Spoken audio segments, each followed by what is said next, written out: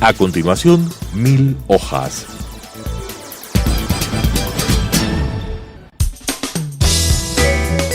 Clasificación B, bajo supervisión de un adulto.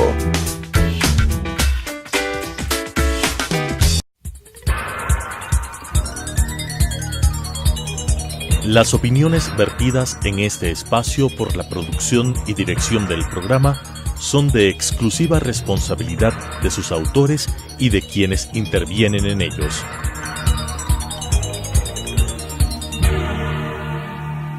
Telesucesos Canal 29 UHF presenta 1000 hojas.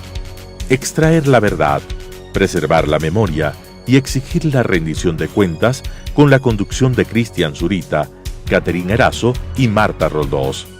1000 hojas. Amigos, muy buenas noches. Es el tercer programa de la Fundación 1000 hojas aquí en Telesucesos. Mantenemos un portal de periodismo de investigación que busca extraer la verdad, preservar la memoria, exigir rendición de cuentas. Debo comentarles que nuestro portal informativo 1000hojas.is enfrenta desafíos técnicos que esperamos se solucionen en los próximos días. Y es una de las razones por las que no hemos desarrollado nuestros temas en este espacio de los días martes, pero esos inconvenientes abren otras noticias que son buenas. Nos acompaña esta noche Javier Michelena, editor de libros y principal de la casa editorial Paradiso, que se encamina a su segunda década de vida, casi 20 años haciendo libros, y específicamente en estos últimos 10. El trabajo de Javier Michelena ha sido indispensable para el periodismo ecuatoriano, porque Paradiso Editores abrió una línea de publicaciones llamada El Oficio de Contar. Javier, bienvenidos. Iniciamos este diálogo de la mano de tu último trabajo que desnuda a Rafael Correa, que gobernó entre 2007 y 2017. Y quiero preguntarte por qué este libro. Bienvenido. Mira, creo que la primera razón es rendir un tributo al periodismo ecuatoriano, que durante la década que nosotros quisimos ponerle apellido, ¿no? Porque la gente dice, sí, la década, los últimos 10 años, creo que el apellido correcto es la década perdida, ¿no? Y con este libro hemos querido rendir tributo al periodismo ecuatoriano, tanto a los periodistas como a las empresas de medios de comunicación, que resistieron una persecución como no se ha visto antes en la historia ecuatoriana, ¿no? Una persecución de carácter jurídico, de carácter económico, con el fin de tener una prensa sumisa. Pero, te digo, no solamente los periodistas, también los medios resistieron y resistieron de pie, ¿no? Cumpliendo con ese compromiso ético con el oficio, que es buscar la verdad, ¿no? Entonces, este libro en primer lugar es eso, un tributo al periodismo ecuatoriano. Y en segundo término, queríamos nosotros entregar a la sociedad ecuatoriana un libro que funcionara a la manera de un espejo. Es decir, que mientras lees el libro puedes reconstruir lo que sucedió en la década, en estos 10 años que quizás son los 10 años más oprobiosos de la historia ecuatoriana. Pero no solamente quedarnos en la memoria, sino que como este libro está integrado por columnas de opinión. Los autores son 66 columnistas de los distintos medios del país. También sirva como una herramienta conceptual para desmontar el concepto de correísmo, o sea, la política económica, la política de comunicación, las instituciones jurídicas, todo este gran cerco que se fabricó a lo largo de la década, ¿no? Y esto se consigue por la naturaleza misma de las columnas de opinión, que son básicamente columnas que buscan explicar la realidad, interpretarla y orientar a los lectores. Entonces, la suma de estas 199 columnas que están recogidas en este libro permite al lector, a la par que va reconstruyendo lo que sucedió en los 10 años, irlo comprendiendo, o sea, los motivos básicos, ¿no? ¿Por qué pasó? ¿Cuándo pasó? ¿Quién lo hizo? ¿Quién se benefició de estas cosas? ¿Por qué? Entonces, todas esas preguntas están planteadas y algunas de ellas tienen respuesta, ¿no? Pero al final yo creo que el libro plantea una gran pregunta, que es básicamente, ¿qué clase de sociedad queremos? ¿Queremos una década perdida 2? ¿Qué es lo que queremos como sociedad, ¿no? Javier, quisiera consultarte, tú eres el curador de este trabajo, es decir que Dentro de este número seleccionado de artículos y opiniones sacado de todos los diarios del país, ¿cuántos artículos efectivamente debiste leer para sacar este número? A ver, bueno, la estimación, te digo, en tiempo de trabajo fue poquito más de 10 meses. Y 10 meses de prácticamente haber acampado en las bibliotecas. Porque hay muchos años de periódicos que no están completos en bibliotecas. Y lamentablemente no contamos con una biblioteca nacional. La Biblioteca Nacional está debidamente encajonada y guardada en alguna de las bodegas de la Casa de la Cultura. Como para debidamente no saber nada de ella. Exactamente. Y es la misma historia lo que sucede con el Museo Nacional. Un país que recibió 350.000 millones de dólares en ingresos a lo largo de la década, no tiene una biblioteca nacional y tampoco tiene un museo nacional, pero sí tenemos un museo del presidente Correa, ¿no? Esas son las contradicciones que nos deja esta década, ¿no? La memoria colectiva encajonada y guardada, que duerma en paz. Y la memoria del presidente pues está distribuida en 8 salas diferentes con una museografía espectacular que costó nada menos que $550.000 para no olvidarnos nunca de su majestad. Podemos llamarlo el Museo de Narciso, más o menos.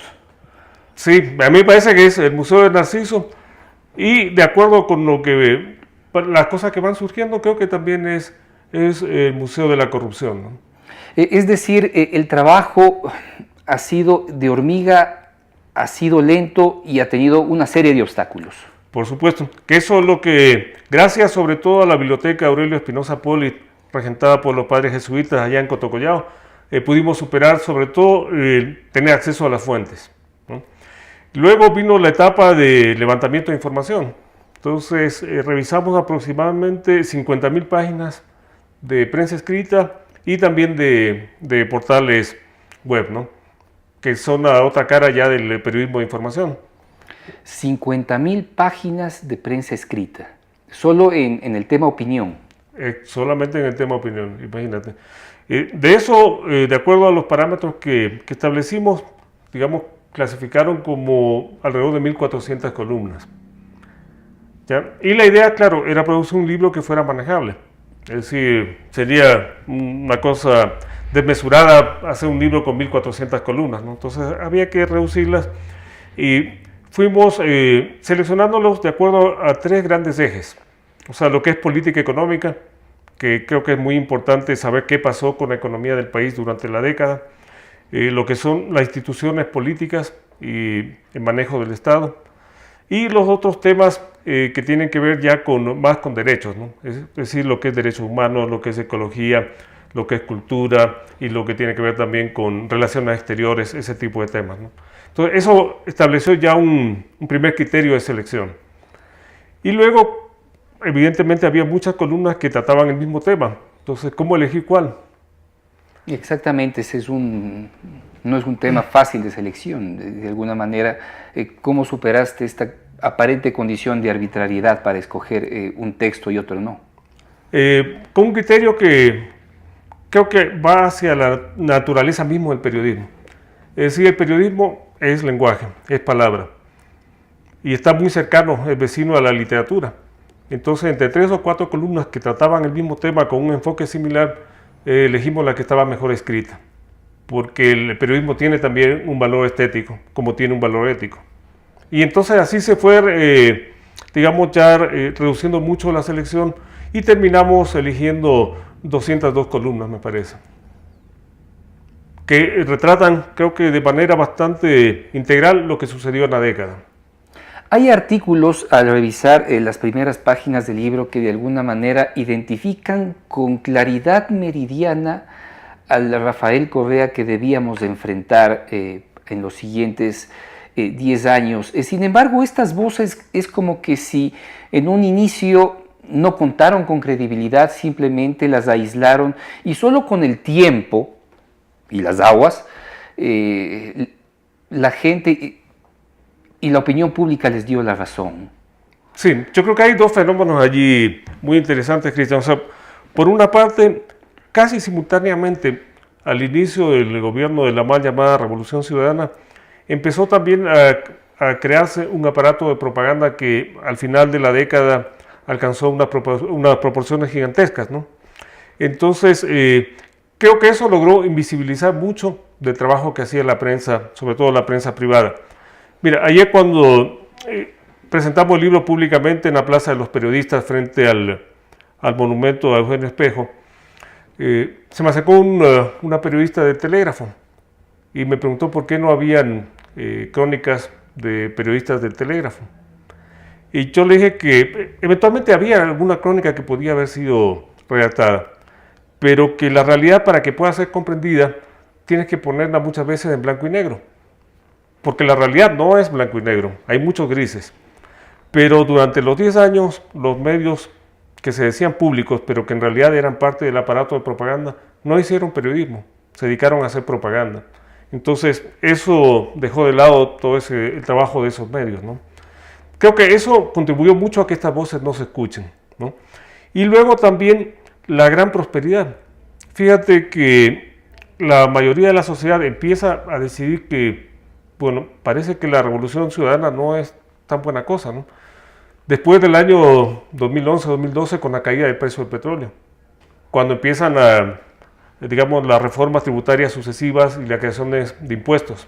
Entonces, la gente que estaba viviendo, digamos, un festín de consumo, ¿no? Creo que una de las imágenes más elocuentes eran los restaurantes de Quito abarrotados con colas de carros parqueados afuera, todos carros último modelo, y los centros comerciales igual.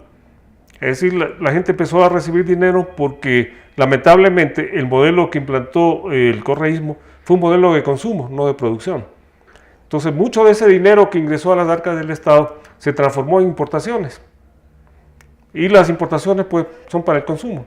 Entonces, eso explica un poco, ¿no? La gente estaba feliz comprando bienes, disfrutando la buena comida, pegándose un trago, viajando.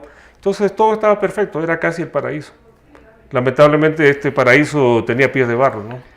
Claro, era una burbuja, y en el sector público podríamos llamarla que fue una burbuja salarial, ¿sí? Porque los términos salariales que se dibujaron en los 10 años del correísmo en este momento son impensables. Los sueldos a los que de alguna manera estuvieron abocados técnicos, burócratas, no son los mismos, y muchos han perdido sus trabajos, no tienen sus empleos y no van a alcanzar esas metas remunerativas que en cierto momento disfrutaron. ¿Eso también de alguna manera se evidencia en este texto? Por supuesto, mira, hay 3 o 4 columnas de Vicente Albornoz, que es economista y decano de la Facultad de Economía de la UDLA. Él se dedica a hacer 3 seguimientos que me parecen muy interesantes. Uno en torno a la reducción de la pobreza. Entonces, él establece con serie de estadísticas que la pobreza logró una mayor reducción entre los años 2000 y 2006. O sea, un porcentaje de reducción de 32% más o menos, si no recuerdo mal. Y entre el año 2007 y el 2010 se sigue reduciendo la pobreza, pero a un ritmo mucho menor, que alcanza el 22%. Entonces, la pregunta que surge allí es, ¿quién se benefició de la Revolución Ciudadana? Entonces, lamentablemente no sucedió como decía Correa, o sea, que eran los más desfavorecidos. No, se benefició la clase media y la clase media alta, que tuvieron acceso a becas, a trabajos en el sector público. Hay un artículo muy interesante de Abelardo Pachano allí, donde él, con cifras del propio gobierno, demuestra cómo el empleo público, es decir, la burocracia, creció de 500,000 a 980,000 empleados. Entonces, ahí está gran parte de la riqueza de la década, ¿no? Y como tú dices, con sueldos con un estándar que estaba por sobre la realidad de nuestra sociedad, porque la nuestra no es una sociedad productiva. Y en esto quisiera mencionar el estudio de Gabriela Calderón de Burgos. Que es el prefacio a este trabajo. Que es el prefacio del libro. Ella allí se dedica, pues, como economista que es, a desmenuzar muy puntualmente el aspecto económico de la revolución. Y claro, ella, la conclusión a la que llega es que el manejo de la economía fue tan desastroso porque generó una deuda pública que ahora sabemos que es inmanejable y que está tendiendo a crecer cada vez más. O sea, estamos ya por superar los 50,000 millones de dólares en deuda. El Estado no puede seguir con la política de inyectar recursos para estimular el crecimiento económico. Eso ya no se puede hacer porque no hay fondos que respalden esta realidad. Entonces, pienso que el resultado económico es fundamental, ¿no? Pero también el resultado político e institucional. Hay artículos que realmente son visionarios, ¿no? Hay uno que publica Felipe Urbano de Lara en el año 2007, que lleva por un título, pero que en este momento nos parece así como anillo al dedo, ¿no? Pero en ese tiempo la gente no le paró bola. Es Carlos Pollitt y la refundación. Y lo escribe justamente cuando se da el pacto entre Gutiérrez y Correa. Entre Gutiérrez y Correa para elegir a Pollitt de Contralor. Y él ya se pregunta, o sea, si la Revolución Ciudadana nos ofrece una refundación, un nuevo país, con unas bases éticas, donde se va a imponer la meritocracia y el trabajo y la justicia social y bla, bla. Bueno, lo ponen a Carlos Pollitt y ya sabemos quién, ahora 10 años después, por qué lo ponían a Carlos Pollitt. 10 años después tenemos las pruebas de quién era Carlos Pollitt y obviamente de quién fue. Exacto. Antes, porque esa misma ética la mantuvo no desde el gobierno de Rafael Correa, sino desde antes, y obviamente fue alabado, eso lo conocemos.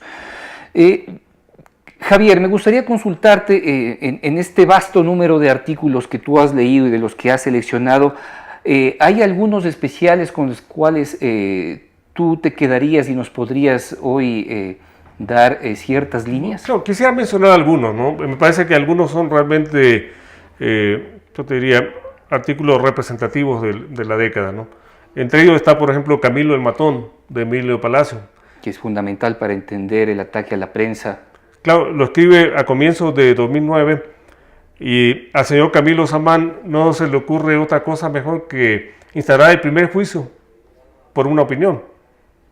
Entonces, eso marcó la tendencia de la represión hacia, no solamente ya hacia el periodismo de investigación, de lo cual fueron protagonistas Juan Carlos y tú mismo, ¿no?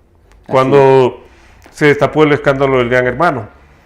Entonces, Camilo el Matón me parece que es el símbolo de un periodismo como el que hacía Emilio Palacio, ¿no? Que lamentablemente ahora tiene que estar exilado en Miami, que era un periodismo muy incisivo, muy valiente, muy frontal.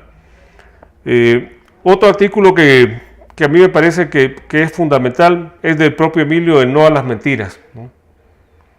Por el cual significó todo el proceso de juicio a diario El Universo. Exactamente. Entonces, tú ves cómo el poder político trató de asfixiar realmente a la prensa, ¿no? Y creo que Emilio hizo muy bien en continuar escribiendo este tipo de artículos, pero hay otros del propio Emilio que quisiera recordar, ¿no? Tiene uno que casi nadie le ha parado mucha bola, que tiene un título muy curioso. Se llama El Borjarreísmo. Y él lo que hace es una especie de disección de las diversas posturas políticas de Rodrigo Borja. Entonces dice, la izquierda democrática siempre se vendió como un partido muy demócrata, muy ético, pero sin embargo pactó en su momento con todos y cada uno de los gobiernos. Es decir, pactó con Febres Cordero, pactó con Sixto Durán, pactó con Abdalá, pactó con Lucio y pactó también con Rafael Correa. Por eso no debemos sorprendernos mucho ahora que muchas de las figuras estelares en esta fuga desesperada de funcionarios, muchos de ellos fueron militantes de la izquierda democrática, ¿no? Entonces me parece que esa visión de largo plazo que tenía Emilio es algo que se extraña mucho, ¿no? Y es fundamental darle es un hombre que tiene que sobresalir porque fue de alguna manera estigmatizado, no solo por la sociedad, no solo por el correísmo, sino también la brutal propaganda que se ejerció en contra de él, generó también una animadversión desde la prensa hacia él. Yo siempre he sido un defensor acérrimo completo de Emilio, y yo he defendido de frente su columna No a las Mentiras, porque creo que él tenía derecho a reivindicar cualquier palabra y cualquier calificativo o adjetivo que utilizó en esa columna, y vale la pena que esté presente en este trabajo. Por supuesto que sí. Y fíjate, y pienso que como el caso de Emilio, hubo casos muy destacados, ¿no? Quisiera, por ejemplo, en este momento recordar a cronistas que no eran cronistas políticos, como Ivonne Guzmán, editora cultural de Diario del Comercio. Sí es. Ella tiene 2 o 3 artículos que también son muy representativos de la época. Tiene uno que se titula El balcón de Carondelet. Después del 30S. Fue escrito después del 30S. Así es, sí, es una pieza maravillosa. Entonces allí vemos, digamos, la capacidad emotiva, la capacidad de ironía y la capacidad de desconcierto que tiene una columna periodística, ¿no? Es decir, mirar cuando ya se terminó todo el show del 30S, cómo estaban en el balcón de Carondelet, ¿no? Empujándose unos a otros para todos estar cerca. Entonces es muy decidor, ¿no? O tiene otro artículo que se llama Lo mismo pero con faldas. Entonces dice, bueno, toda esta ley de, digamos, del 1 por 1, ¿no? En todos los cargos de elección popular, que sea un hombre o una mujer, dice, no ha aportado mucho a la renovación de la política, porque salvo los comentarios de Rafael Correa, no sé si recuerda cuando se iniciaba la asamblea, ¿no? Que esas faldas de las asambleístas y que no sé qué. Bueno, si eso es renovar la política, habría que preguntarle a que Correa. había mejorado efectivamente el nivel de farra en la política, es lo que dijo Rafael Correa, sí. Entonces, claro, lo que dice Ivonne es básicamente eso. Las asambleístas están comportándose exactamente igual como se comportan los asambleístas, si tenemos que seguir en la modalidad que quiso imponer el correísmo, ¿no? Es maravilloso este espacio que has construido a través de este libro, pero tú también tienes una historia detrás, y Paradiso Editores tiene una historia detrás, y me gustaría a producción solicitarle que nos haga correr algunas fotos de los libros que ha publicado Paradiso en estos 10 años. Por lo pronto aquí tenemos algunos que nos los ha presentado, dentro de esta línea de periodismo que tú efectivamente creaste y que es inédita en el Ecuador. Sí, mira, nosotros empezamos con la colección en el año 2007, por alguno de esos risueños azares de los tiempos. Empezamos casi al mismo tiempo que la Revolución Ciudadana.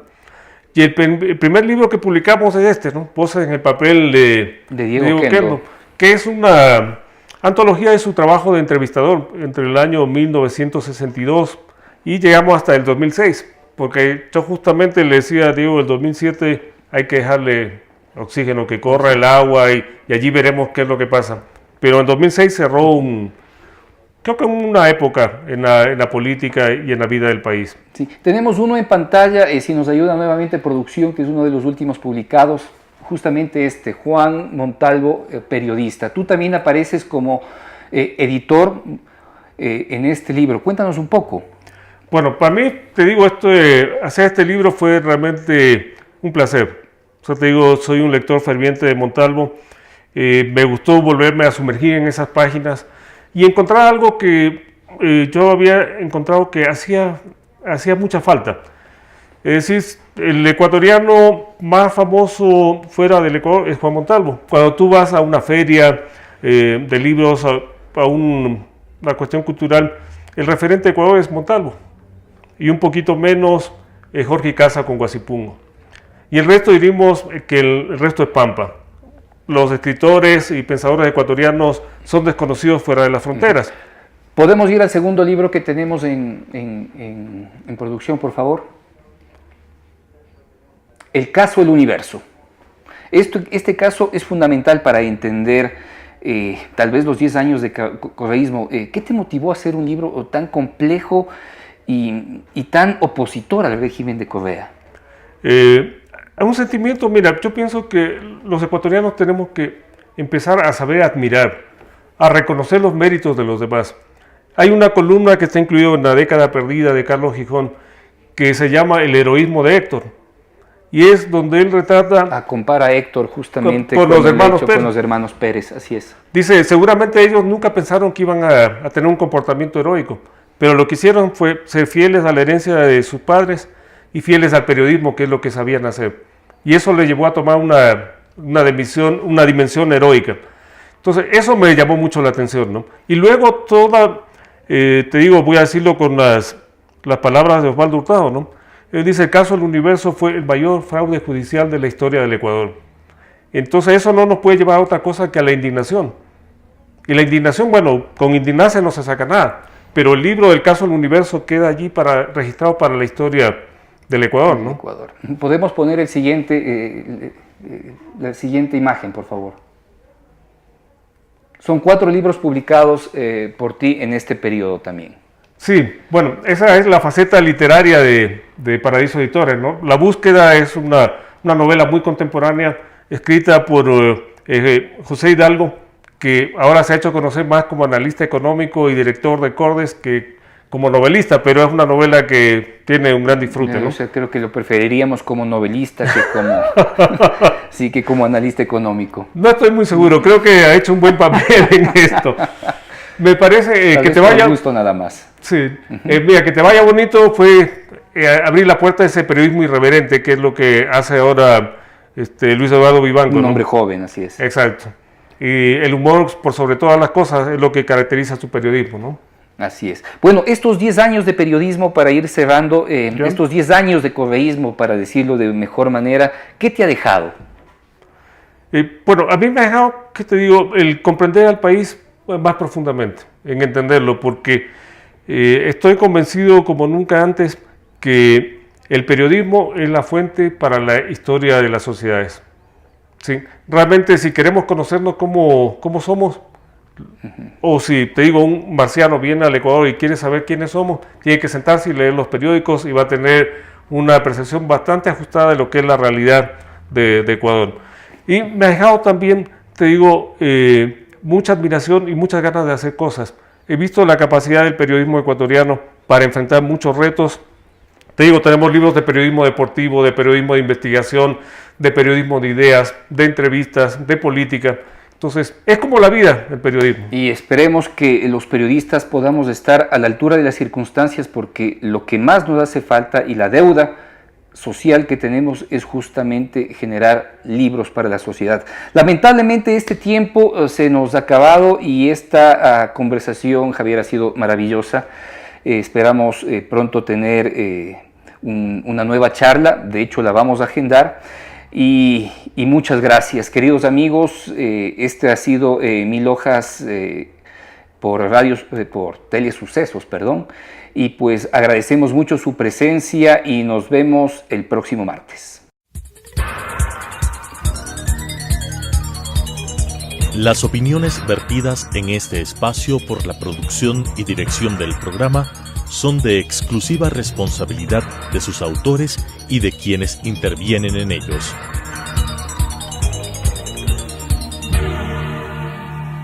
Telesucesos Canal 29 UHF presentó Mil Hojas. Extraer la verdad, preservar la memoria y exigir la rendición de cuentas, con la conducción de Cristian Zurita, Caterina Erazo y Marta Roldós. Mil Hojas.